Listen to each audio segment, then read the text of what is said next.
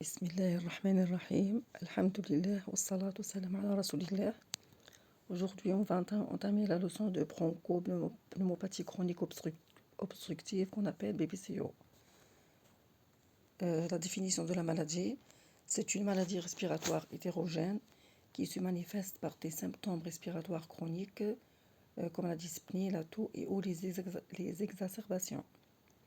Elle est due à des anomalies des voies aériennes, bronchite et bronchiolite, et ou du parenchyme pulmonaire qui va induire l'emphysème. Et les conséquences, ce sont la limitation persistante et progressive des voies aériennes. Pourquoi le problème se pose? Puisque c'est une maladie qui est classée 5e cause d'handicap et 3e cause de mortalité. Elle est en évolution croissante depuis 20 ans.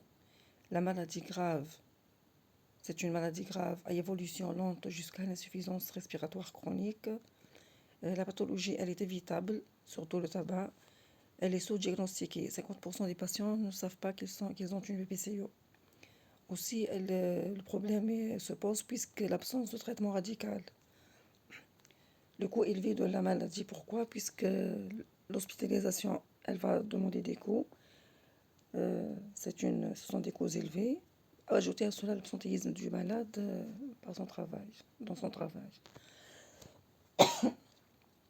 Quels sont les facteurs de risque? Comme la plupart des maladies respiratoires, c'est le tabagisme, la pollution domestique et extérieure, l'exposition professionnelle aux irritants. Aussi, ajoutons à cela le statut socio-économique. Pourquoi? Puisque quand un patient souffre d'une classe socio-économique pauvre, il va être sujet à des manifestations, par exemple l'habitat qui n'est pas accommode, la pollution, il n'a pas les moyens pour se traiter chez les médecins et plusieurs causes qu'on connaît. Les facteurs génétiques, l'alpha-1 antitrypsine, on va expliquer tout cela après dans la pathogénie. Alpha-1 antitrypsine, MMP12, le glutathion S-transférase.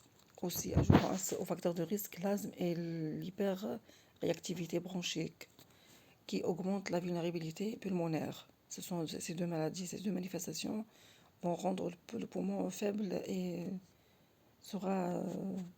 ne pourra pas affronter les maladies, donc il va être sujet à la BPCO. Bronchite chronique, elle va entraîner une exacerbation, l'infection de l'enfance, les infections de l'enfance, faible poids de naissance des prématurés et la croissance et développement pulmonaire de l'enfant. Et le poumon aussi, quand l'âge jeune, il n'est pas développé, donc il ne pourra pas affronter les différentes anomalies. La pathogénie, je vais lire le paragraphe puis je vais expliquer. Les irritants, ils impliquent une inflammation chronique des voies aériennes et du parenchyme pulmonaire. La conséquence, il y aura les dommages structuraux progressifs, il y aura le déséquilibre entre protéase et antiprotéase, et il y aura aussi le stress oxydatif. Je vais expliquer les détails. Premièrement, qu'est-ce que l'alpha-1 antitrypsine? L'alpha-1 antitrypsine, c'est un inhibiteur de protéase. Surtout, il va neutraliser l'élastase neutrophile. C'est une enzyme qui détruit les protéines, qui dégrade les protéines. On a aussi les métallos, les MM12, ce sont les métallos les matrices métallos.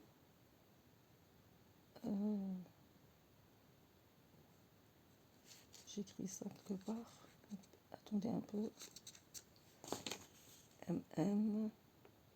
Voilà. Les MM12, ce sont les matrices métalloprotéases. Ils ont un rôle opposé à l'alpha-1 antitrypsine, puisqu'ils détruisent le tissu pulmonaire. Donc, ce déséquilibre va entraîner les conséquences de la BPCO. Aussi, on a le glutathion S-transférase. C'est une enzyme de détoxification qui est contre le stress oxydatif. Voilà, ça c'est pour les éléments cités dans ce paragraphe. Maintenant, on va expliquer comment le phénomène le processus de cette pathogénie, le phénomène de la pathogénie.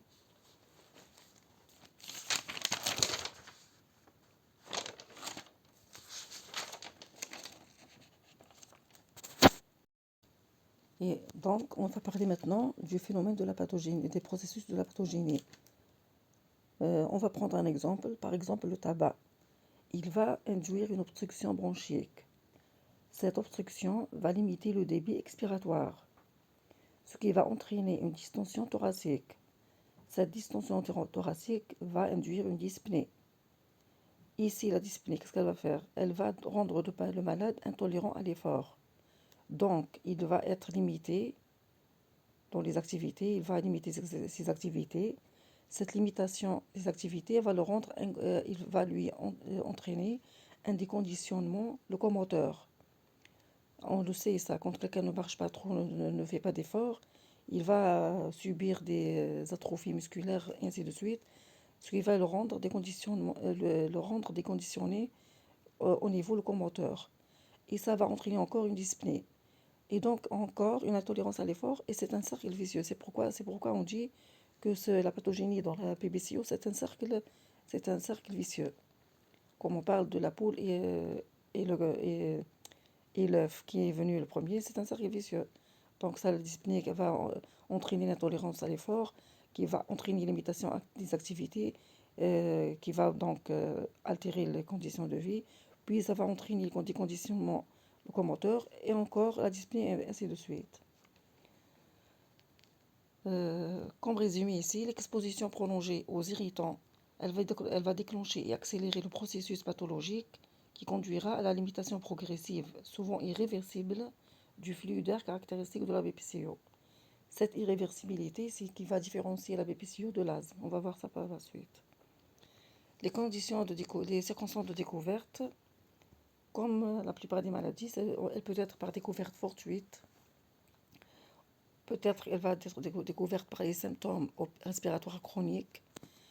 Généralement, elle va se présenter sous deux tableaux particuliers. Une bronchite chronique ou un emphysème pulmonaire, surtout en exacerbation des symptômes. Que veut dire exacerbation? C'est la majoration ou augmentation de la manifestation. La remarque, c'est que la présence d'un ou plusieurs de ces symptômes après 40 ans doit inciter à réaliser une spirométrie. C'est ce qui va donner le diagnostic positif.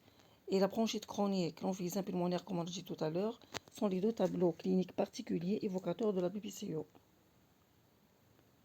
La bronchite chronique, comment on la définit? Elle est manifestée par des toux et expectorations presque tous les jours pendant 3 mois consécutifs, pendant au moins 2 années successives. Si elle est associée à un DVO, c'est un déficit ventilatoire obstructif, c'est une BPCO probablement.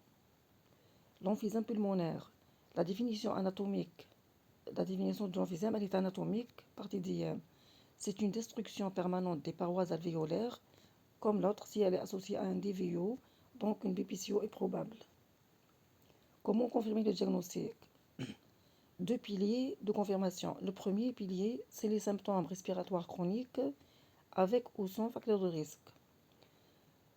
Avec, on a dit et ou, peut-être on a des facteurs de risque, on n'a pas des symptômes, et vice versa. Mais il faut ajouter à cela un autre pilier, c'est la spirométrie. Le déficit ventilatoire obstructif doit être persistant, c'est-à-dire le VEMS sur le CVF post-bronchodilatateur doit être inférieur à 70%. Pourquoi on dit post-bronchodilatateur? Pour affirmer le statut d'irréversibilité. Quels sont les diagnostics différentiels? C'est l'asthme, l'insuffisance cardiaque congestive, la bronchectasie qui est la dilatation des bronches, la tuberculose, la bronchiolite oblitérante ou obstructive, pas une bronchiolite diffuse, c'est-à-dire que la bronchiolite, elle touche tout le tissu pulmonaire. La comparaison entre asthme et BPCO. ils ont de commun, c'est qu'elles sont les deux maladies inflammatoires chroniques. Mais les cellules impliquées dans l'asthme sont les mastocytes, les CD4 et les polynucléaires eosinophiles. Par contre, les cellules impliquées dans la BPCO, ce sont les macrophages, les CD8 et les PNN. Mettez ça bien dans la tête, PNN en BPCO, PNE dans l'asthme. Le début en asthme, il est bruyant. Par contre, en BPCO, il est progressif. La dyspnée dans l'asthme, elle est sifflante et paroxystique, elle n'est pas permanente. Par contre, en BPCO, ce sont des taux, des expectorations, dyspnées qui sont progressives. En spirométrie à l'asthme, elle est normale en dehors des crises. Et le DVO, il est réversible. Par contre, à la BPCO, le DVO peut ou pas réversible. Le site d'obstruction dans l'asthme, ce sont les grosses branches. Par contre, dans la BPCO, ce sont les petites branches et le parenchyme. Le bilan initial pré-thérapeutique. On doit évaluer la sévérité de l'obstruction bronchique. On va voir par la suite les moyens. La sévérité de l'obstruction bronchique. On doit évaluer la nature et l'ampleur des symptômes, les antécédents des exacerbations modérées à sévères, l'éosinophilie sanguine et les multimorbidités, si elles sont présentes et quel type. Le degré de sévérité de BPCO. On a mentionné tout à l'heure qu'on doit l'évaluer. Les moyens de cette évaluation, par exemple les symptômes, on va les évaluer par la MMRC et 4. On va expliquer ça par la suite. La sévérité du DVO par spirométrie, le risque d'exacerbation et l'hospitalisation antérieure doit être décelée par l'interrogatoire. Qu'est-ce que l'MMRC et 4? MMRC, c'est Modified British Medical Research Council. Et 4, c'est Cooped Assessment Test. Assessment, évaluation. L'évaluation de la sévérité de BPCO, c'est par Gold 2024. Comment évaluer les symptômes et la qualité de vie? C'est par MMRC et 4. Je répète, comment on évalue les symptômes et la qualité de vie? C'est par MMRC et 4. Comment on évalue les risques d'exacerbation? C'est par l'interrogatoire. Et la sévérité de l'obstruction bronchique, c'est VEMS post-bronchodilatateur. Gold 2024. En Gold 2024, les patients de BPCO ont d'emblée un VEMS sur CFVF inférieur à 110%. Mais pour les classer 1, 2, 3, on doit avoir un VEMS supérieur ou égal à 80% de la valeur théorique. Il est classé léger, c'est Gold 1. Le Gold 2, le VEMS est entre 50% et 80% de la valeur théorique. On dit qu'il est modéré. S'il est entre 30 et 50%, il est sévère. S'il est inférieur à 30%, il est très sévère. L'MMRC, l'évaluation de la dyspnée. L'MMRC, elle va évaluer la dyspnée. 0, c'est tout le monde. C'est quand quelqu'un il est normal. Il a une dyspnée seulement lors des formes intenses comme tout le monde et qui ne seront pas malades. Même MMRC en stade 1, il y a une dyspnée lors de marches rapides ou une pente légère. Le stade 2, c'est une marche plus lentement qu'une personne du même âge, où il est obligé à faire une pause, mais la pause, elle est librement choisie. Il n'est pas très obligé de faire une pause. Troisième stade, il est obligé de s'arrêter à 100 mètres ou après quelques minutes. Quatrième stade, dyspnée pour des efforts minimes, par exemple quitter la maison, s'habiller.